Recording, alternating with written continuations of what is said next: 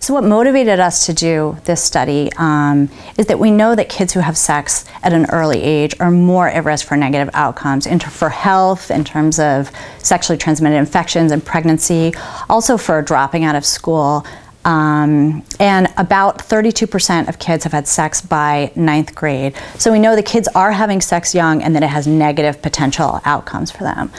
Parent-teen communication is one area where we know that can make a difference for kids' outcomes. When parents talk with their teens about sex and relationships, teens are less likely to have early sex, they're less likely to have unprotected sex, and they may have fewer sexual partners. So this is a critical area, but despite this information, less than half of parents talk with their kids about sex and relationships. Because of that number, that 32% having sex by 9th grade, we also know that parents need to talk to their kids earlier about sex and relationships, not wait until kids are already sexually active, which really pushes us into that middle school area for parents getting to their kids in 6th, 7th, 8th grade to start those conversations before kids become sexually active. So because of this focus on talking earlier, and because we know that parent communication with teens about sex can make a difference, we wanted to focus on a sample of parents of middle school students and understand better how they talk to them about sex and relationships, and what are the things that motivate them or that get in the way of having those conversations. So we had a relatively diverse sample of 29 parents of middle school students. They were pretty racially diverse, a mix of African American, Latino, and white families, socioeconomically diverse, mostly moms, which is pretty much what we find in most of this sexuality communication research. But something that was interesting that we came upon early in our research is, as we were talking with parents, something that several parents raised with us is they talked about that they themselves had been teen parents, and they talked about the ways that this has influenced how they talk with their teens about sex and relationships. So as we started doing the interviews, that became an interest of ours in understanding how do the ways that parents who were teens themselves when they had kids, how do they talk in similar or different ways with their kids than parents who were older when they had kids. And this issue is both interesting to us, but it's also important because we know that kids of teen parents are more at risk for early sex and pregnancy than other kids. And also there's almost no research out there on how teen parents talk with their own kids about sex and relationships. So that's kind of the frame that we approach this study. To get our results from this study, we used grounded theory methods, which basically involves looking for themes in the research. What are the things that come up over and over again? And we were particularly interested in how teen parents, and we call them early parents in this study as distinct from later parents, so how teen parents talk differently or think in the similar ways to parents who are, we call them later parents, which is parents who are a little bit older when they had their kids. So three main themes that came out. One of them was relating to how they learned about sex in their family of origin. So did their own parents talk with them about sex and relationships? What was their experience of what they learned in their own families? And how does that translate into how they talk or don't talk to their own teens now? The second is, what do they say to their teens now? What are the things they talk about? What don't they talk about? And finally, what are the resources that parents use? What kind of supports do they use to help in having these difficult conversations? So the first thing I'm going to talk a little bit about is family of origin. So again, this is parents talking about what they learned in their own families about sex and relationships. Something that came out particularly for the early parents was that only 8% of early parents said, my parents were open with me about sex and relationships. Things that came up over and over again what we heard from early parents is there was such taboo around talking about sex and relationships and so much shame around it. So I'm going to give a couple of examples of things that early parents said in describing how their parents talk with them or didn't talk with them about sex and relationship.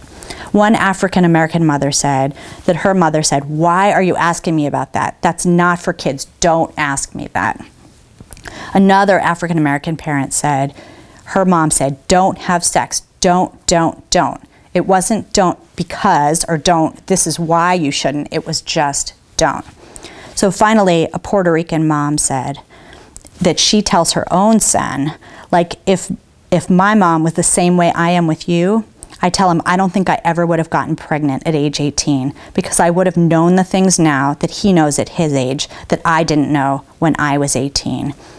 So we hear among these early parents this real sense of shame and taboo in what their parents didn't allow them to talk about, but also thinking that maybe part of the reason they might have had sex at an early age was not having the information, not getting what they needed from their own parents.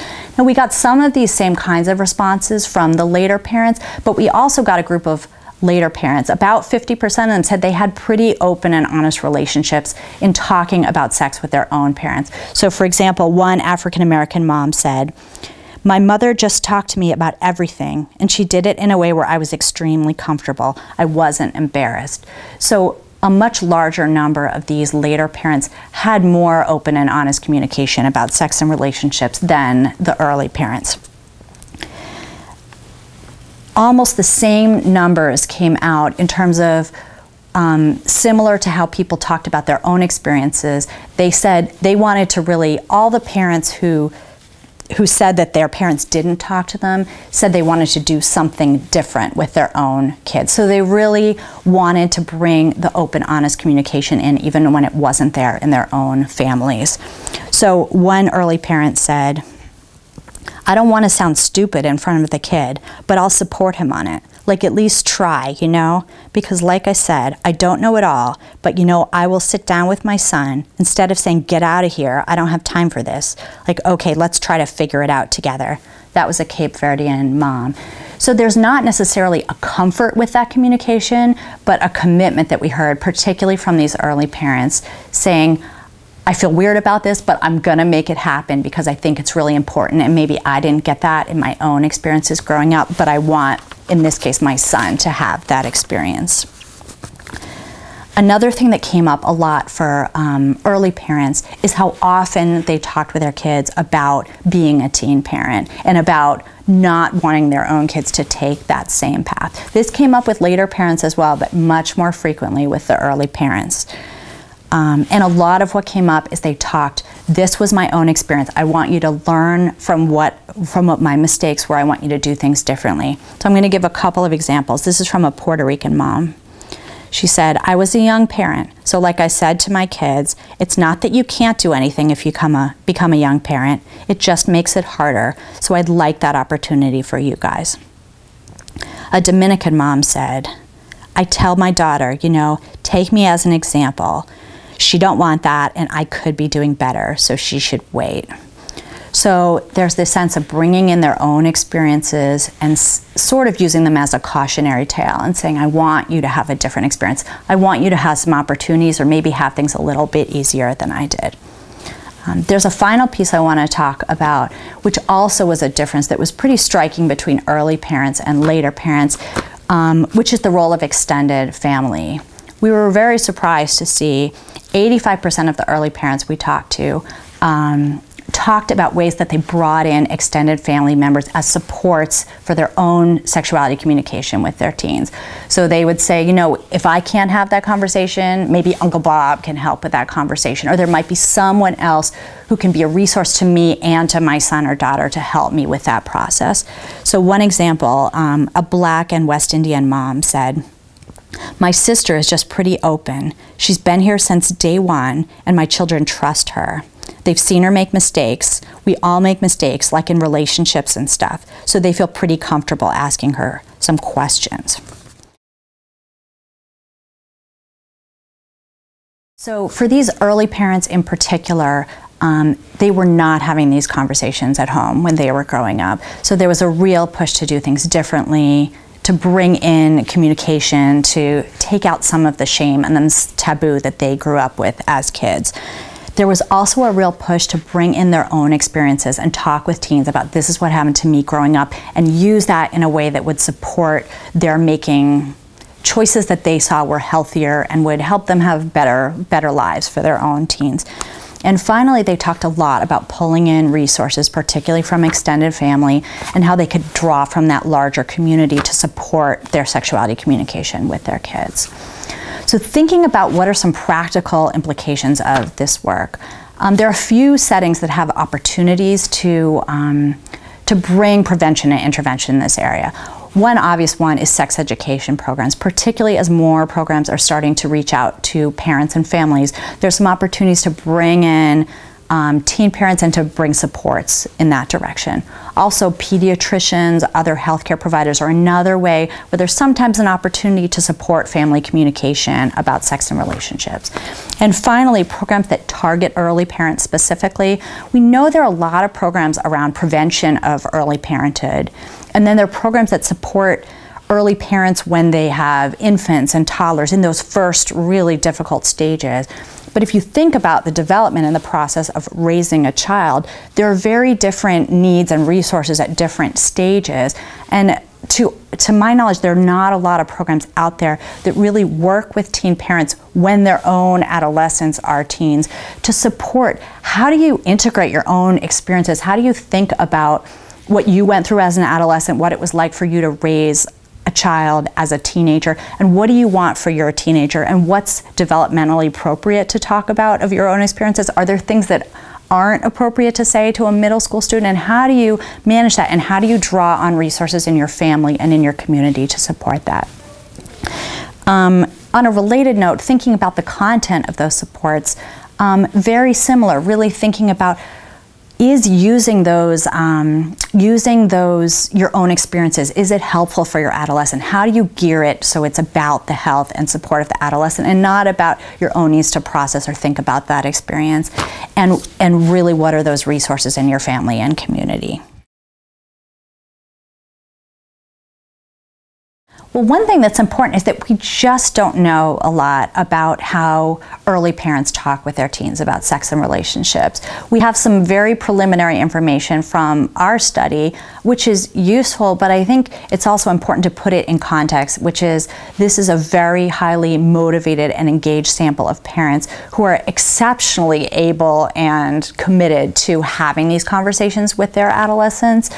So it may well not be representative of the larger population of teen parents. So it'd be really helpful to find out on a larger sample, what are the different ways that teen parents either address or don't address these issues with teens. And then there's also that question of that do as I say, not as I do. Does talking with teens about your own experiences for a teen parent, the teen parent who's seen their own parents' experiences, does it have implications? Does it make a difference in terms of their sexual risk-taking behavior? Or does the environment you grow up in, is that so much stronger than what parents, just the language that they use to talk with you about things? So does talking with your teen make a difference in terms of their sexual activity for teen parents specifically? And also, we found this extended family finding where extended family played important roles, that it wasn't just one person, it was a broader family support network who talked with these kids. We don't know much about extended families, particularly around sexuality communication. We know that particularly Black and Hispanic families rely a lot on extended family support in all sorts of aspects of child rearing development. But we don't know about whether this extended family support, how it applies to sexuality communication, and whether it actually reduces kids' sexual risk-taking. So those are some core pieces that we'd want to investigate in the future.